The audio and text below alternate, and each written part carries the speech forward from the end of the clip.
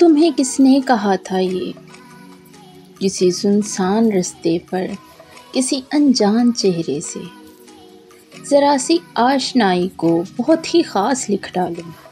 कई तो चार बातों को बहुत प्यारा सा तुम दिलकश हंसी एहसास लिख डालो।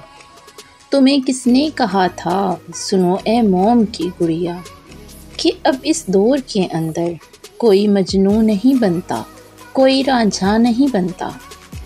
कदम दो चार चलने से सफ़र साझा नहीं बनता।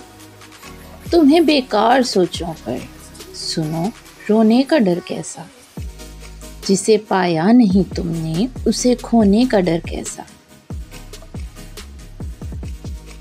अपनी मनपसंद और दिलचस्प शायरी सुनने के लिए मेरे चैनल को सब्सक्राइब करें और साथ में लगे बेल आइकन को ज़रूर प्रेस कर दें ताकि आपको आने वाली हर वीडियो का नोटिफिकेशन मिल सके। वीडियो पसंद आए तो प्लीज़ एक लाइक कर दीजिएगा। शुक्रिया।